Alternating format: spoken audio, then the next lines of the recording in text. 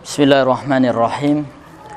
Assalamualaikum warahmatullahi wabarakatuh. Alhamdulillahilladzi anzala a'zamal kutubi ala a'zami khalqihi wa ashrafih lihadiyil insani wa irsyadih alladzi la ya'tihi al-batilu min bayni yadayhi wa la min khalfih al-muta'abbadu bitilawatih. Allahumma salli wa sallim wa barik ala sayyidina Muhammad wa ala alihi wa ashabihi wa atba'ih. Amma ba'd, fayaqulu Allahu tabaraka wa ta'ala a'udhu billahi minasy syaithanir rajim.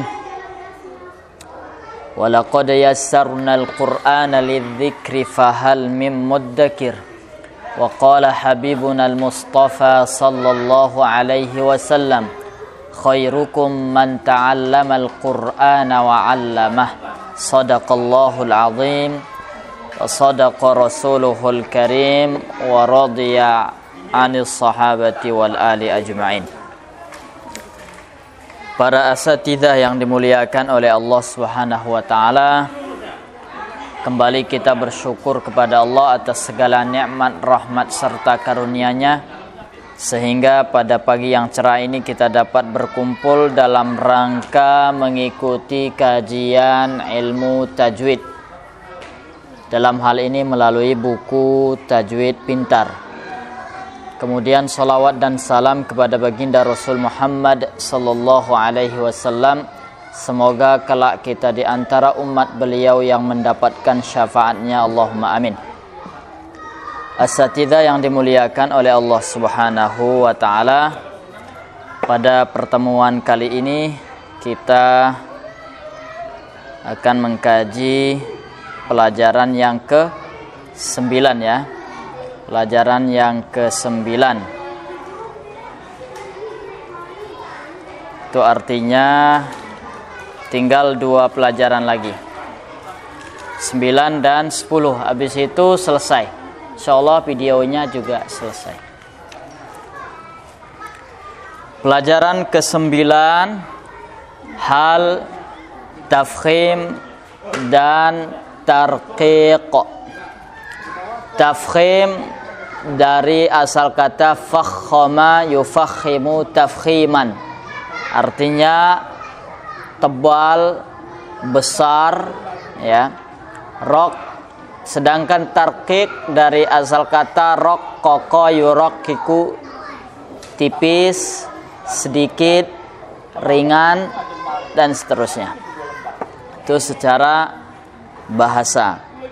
Kalau secara istilah, tafkhim dalam ilmu tajwid itu mentebalkan ya. Menebalkan pada huruf-huruf isti'la atau lafdzul jalalah. Kemudian juga sama halnya dengan tarqiq ya, pada ra ataupun nanti pada lafdzul jalalah. Soal ke-50, sebutkan huruf hijaiyah dari perspektif tafkhim dan tarqiq. Jadi huruf hijaiyah kan semuanya berapa? Sekitar 28 ya. Jadi dari 28 itu,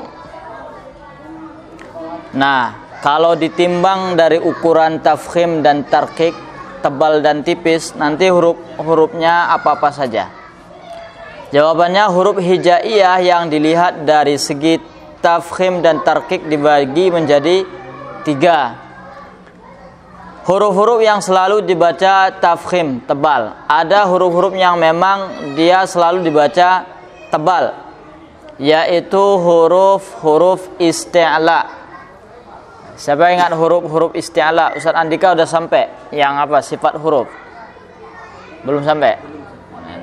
Huruf-huruf tafkhim itu huruf-huruf isti'la. Hurufnya khussa, dagtin, kidh. apa? Khussa dhaghtin kidh. Kha, sad, kemudian dhad, ghain, ta, qaf dan dha. Ya. Nah, itu hurufnya yang selalu dibaca tebal sekalipun dia baris kasrah. Sekalipun baris kasrah tetap ada kadar tebalnya. Dan yang kedua, huruf-huruf yang terkadang dibaca tafkhim, terkadang dibaca tarqiq. Ini kondisional, tergantung huruf yang menyertainya. Yang ketiga, huruf-huruf yang selalu dibaca tarqiq atau tipis, yaitu pada huruf-huruf istifal, kebalikan dari huruf isti'la. Kecuali pada lam dan ra ada hukum khusus, ahkamur ra ataupun ahkam lam, khusus nanti pada ismi atau lafdzil jalalah, kalimat Allah. Bisa ya?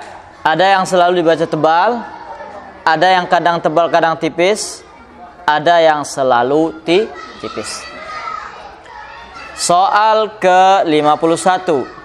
Sebutkan tingkatan tafkhim pada huruf-huruf isti'la beserta contohnya. Ini pelajaran saja citra, kayaknya pun udah lewat nih.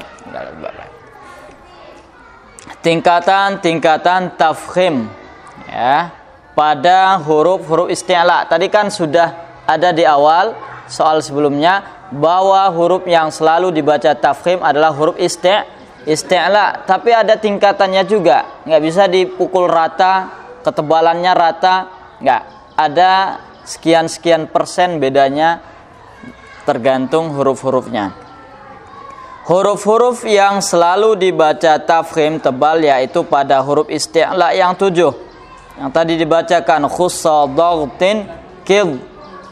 Nah, tafkhim terkuat adalah pada huruf shad, dhad, ta, dha. Itu huruf yang tafkhimnya paling kuat dibandingkan huruf yang sisanya. Nah, ini urutan tafkhim pada huruf isti'la tadi. Kita mulai dari sebelah kanan yang paling tebal dulu. Huruf ta.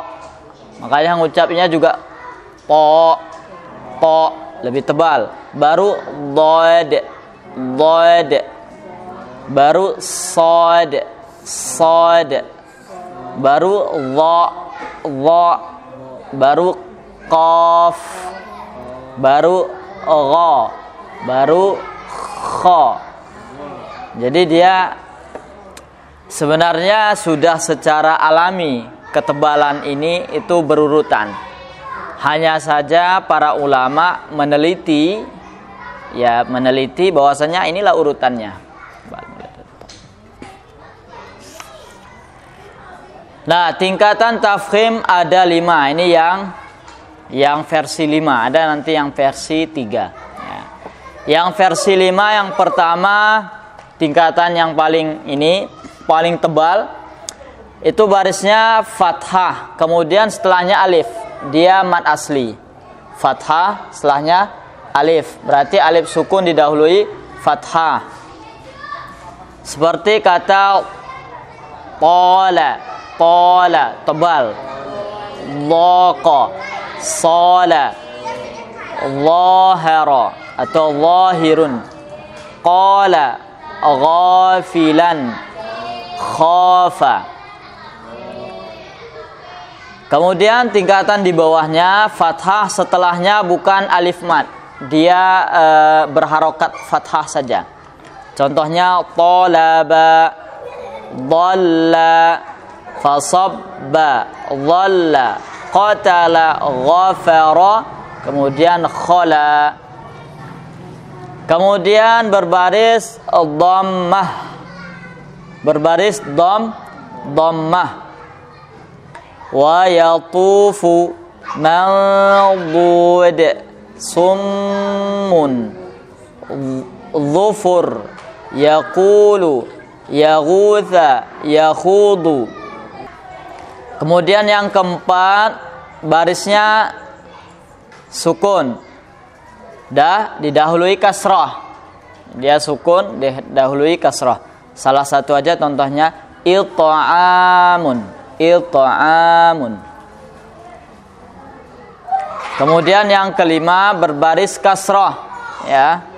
Yang tadi dia sukun didahului kasrah. Ini barisnya kasrah. Tibaqa. Tetap tebal kan? Kalau orang bacanya tarkik jadi salah. Tibaqa. Tibaqa masih tebal.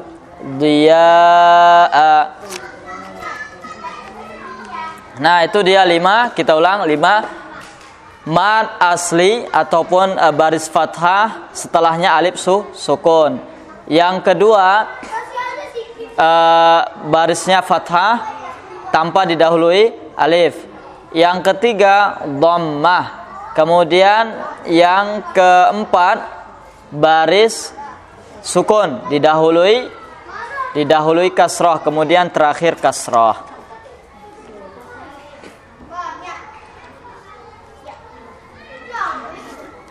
Nah, di sini ada peringatan yang di atas ini mutmainnun, yatlubuhu dan seterusnya. Nah, di sini ada peringatan sebagian dari huruf pada tingkatan nomor 4 menjadi nomor 2 disebabkan karena ada huruf ro-nya. Jadi dia memang ada nanti beberapa kondisi. Karena ditambah suatu hal dia naik tingkat. Seperti ada huruf ro ya. Seperti ada huruf ro. Sepertinya mughraqun, ro karena ada ro kan. Jadi dia naik tingkat. Nah, tingkat ketebalannya lebih sedikit. Nah, di sini contohnya ikhraj. Awalnya kan tadi tingkatan berapa? Kalau ada baris sukun didahului kasroh, tingkatan berapa? 4 kan? Nah, 4 dia bisa naik karena setelahnya ro. Ikhraj, bukan tapi ikhraj. Awi khuruju. Nah, itu ya. Nah, ini yang tingkatannya 3 saja.